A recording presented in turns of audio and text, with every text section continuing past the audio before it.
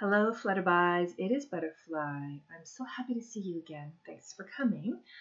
Um, it's been a while since I have done some videos on tarot. In fact, it's been a while since I was really in the swing of things, doing about a video a week for a while.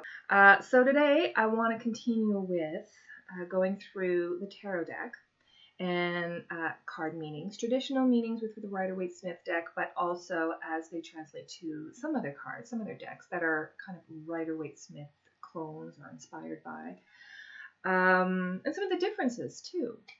So today I'm talking about the Seven of Swords. This is how Pamela Coleman Smith depicted the Seven of Swords. So you see, this man has 5 swords in his hand. They're gathered, and there's 2 other swords over here.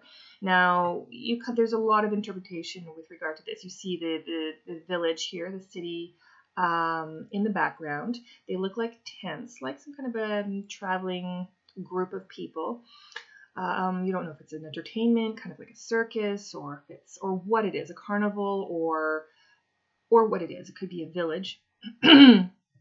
Anyways, he's going away. Now, what is typically sort of associated with this card is trickery, because his little sneaky face looks like he's making off with the goods. Certainly one man would never kind of walk around with so many swords, right? Has he dropped 2 of them? Is he leaving them there? And who do these swords actually belong to? Or does he actually, I don't know, manufacture swords? Is he like some sort of a blacksmith that's somehow managing these things? But generally speaking, it's about his tiptoeing away from the group, the sneakiness, the trickery, the sort of like a quiet, deceptive essence here that tends to be basically what we look at with this card. But that's not all. And certainly with other decks, you get other depictions. They pull from this general meaning and then go on to others as well. So depending on how you want to read cards and depending on what your client might need, you'll have to choose a deck that kind of works with you. So yes, I'm just going to look at some notes here. You find that some of the meanings that you kind of pull, perhaps, from this card, or you can pull, is that he's running away. He's also kind of like a loner, somebody who's working alone in his task, whatever that task may be, whether it is deceptive or not.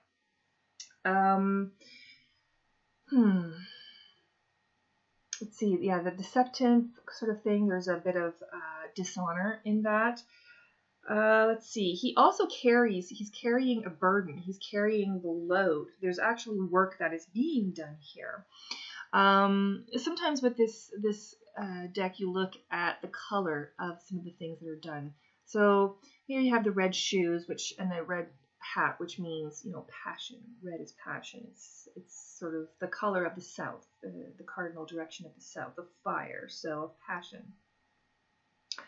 The swords also will show intellect, knowledge, clearly seeing the vision ahead. So it's not a suit that kind of lends itself to passion like the wands would do, or to a workman's sort of career like the wands would. That is basically the tradesman. It's not about a business sense per se in terms of a transaction of monies or an earth-based sort of topic like a pentacle would be. It's also not an emotional sort of subject like the cups. Those are just broad blanket statements about those suits. But it is more about the intellectual. So there's basically a planning that is going on with what he's doing. There's a strategy here that's coming on. That's what I would pull out of this card. He does look evasive, and he may be running on impulse, but I think more there's a bit of a strategy and a planning to this. So that's generally something. This is also one of the stage cards in the Rider-Waite, because it looks like he's up on a stage above what's happening behind. And you have a bright yellow sky, which means it's kind of clear sailing. There's nothing obscure. There's no, wind that's being shown with clouds. It's basically a clear sky. And again, that's speaking to the clarity with the sword, the clear vision that he may have. Okay, but he's definitely working alone. So that is that one. Now I have just a few other decks here. This one here is the Whimsical Tarot. It's basically taking stories from storybooks, like the tales and the fables. This is the back of the card. And here's the picture that we see here with a young boy, who's doing that theme of deception and trickery, which we have here. He has 3 loaves, or 3, I'll call them loaves. It looks like cherry-filled dessert of some kind, but he's got, oh no, it would be 1, 2, 3, 4. He has 4 loaves here in his basket, and there are 3 here that are up on the baker's ledge, just cooling off. And he's taking at least one, possibly taking all of them. Maybe he's in the process of taking all of them, it would seem, since they all match. So he's in the process of doing something deceptive, something that is tricky, sneaky. He's crouching down. He's taking them when nobody is watching. So all of that sort of speaks to the fact that there's a certain strategy there, there's a planning, and that he's being sort of underhanded in what he's doing. So it's doing a task that he's not supposed to be doing. And that's what I would pull out of that card for that reading. Now for this one, this is the Everyday Witch. This is probably one of my favorite, actually. And here's the 7 of Swords here for this card, if you can see it. Here you have, and of course I'm looking at Deborah Blake. Deborah Blake is the illustrator is down below. But you see here that she's, I've read the book as well, the little blurb, just to kind of be clear on how she's choosing to depict this. And here she points out that our friend here is in a place, it looks as though she's in a place where she ought not be. That there's wind blowing in the back, and that, it looks like it's night. It's nighttime. She may be coming when she's not supposed to be coming, when nobody else is around. She's looking at this cross swords here up on the wall, and she does have the remainder of the 7, which is 5, in her hands. She's being quite stealthy, kind of sneaky looking, with her shoes being very quiet, tiptoeing along with the cat. The cat notices. The cat's there to watch. There's an animal in each one of these cards in her deck, which is another reason why I like them.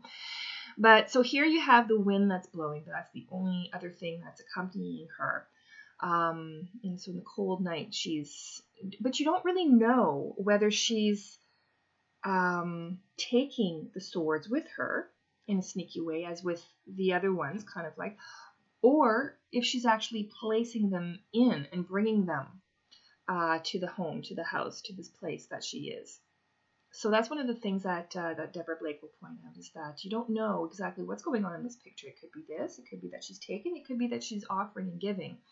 My question then would be, well, if she's giving them, why would it be in the night?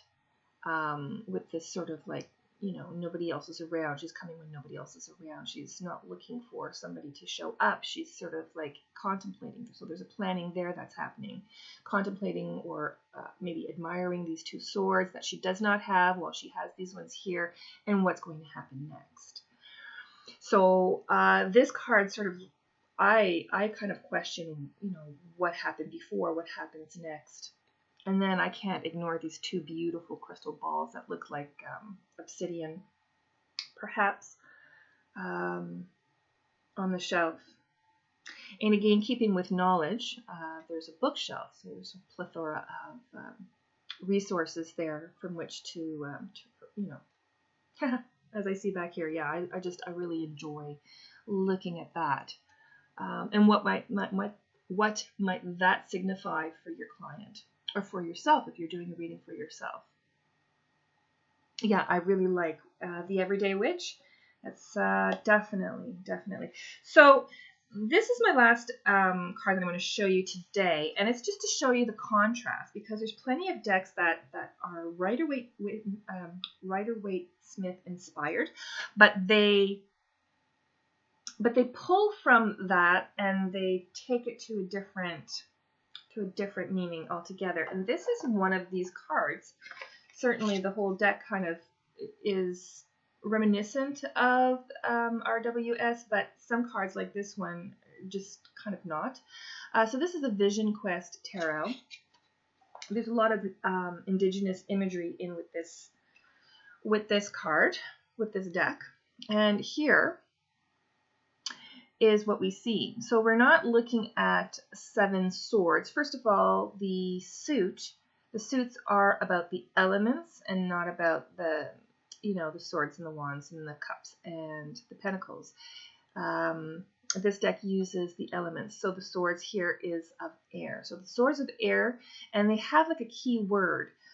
So here we're not looking at sneaky, stealthy, deception, taking or giving or knowledge. We're not looking at any of those sort of concepts. We're looking at futility, the futility of it all.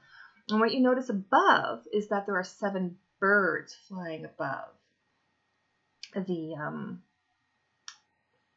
what looks like a staff. Anyway, and there are 7 feathers, and the feathers are air, at least as I understand them in my practice.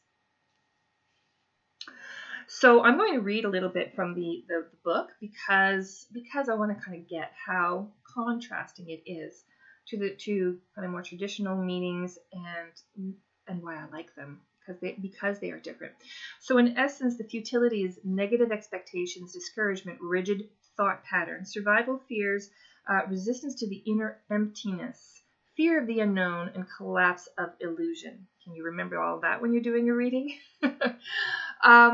Then they talk about the inner message and the outward manifestation. So the inward message is, if we don't, I'm going to put this here so that we can associate this with what I'm reading. Okay, so if we don't become keenly aware of them, the behavior patterns we grew up with continue to dominate our life. The fear of being inadequate, unable to accomplish anything worthwhile, is usually a hangover from the past. Recognize the negative thoughts tormenting you over and over again truly have nothing to do with your present situation. So that really speaks to me at this time in my life, because as you see with my other videos, I'm really looking at some inner child work that I'm doing. And so some of the messages from the past that were given to you as a younger person, when you were absorbing everything as a sponge, when you're just really vulnerable to the influences of adults who basically are the managers of your world when you're young. When you get those messages when you're young and vulnerable, and you carry those messages without filtering out what is needed and what is not needed, what no longer serves you. As you grow older, some of those messages need to be tweaked and changed, and some of those things need to be discarded because they no longer serve you, and perhaps they never did. And so this card speaks to that. It says, really kind of recognize the negative thoughts tormenting you over and over again, and filter those out and look at what is serving you more today, and what you can get and what you can sort of keep that is positive. So there's that. And then there's also a little bit of the outer manifestation. So if you wallow in your negativity long enough, it should come as no surprise that you attract what you fear most. That speaks to a very metaphysical message that we know. You create your own reality. You create your own reality. What you attract, the people you attract into your life, the people who you dismiss in your life, what you bring into your life, and what you really kind of either ignore or reject, that is what creates your reality. And we do it every day. There are some missed opportunities that we have because basically we don't pay attention to them. You meet how many people every day? You don't know everything about those people, but they could really help you on your path, and perhaps you could be of service to them. So therein lies the whole recreating your life every day, because if you only paid attention to those people and places and things that come into your life every day. You could create a new path for yourself. In fact, you are creating a new path for yourself every day. It just depends on whether you choose to follow old patterns or whether you try to, just don a new shirt for, just try something different and create something that you haven't experienced before. Be open to the possibilities. So that is what I would take with this. And then the outside world will oblige you by getting more scary. As long as you don't know how to get out of the trouble spot, keep quiet. Inaction is better than any action on your part right now. A deeper understanding arises through patience and forgiveness, especially when it comes to yourself.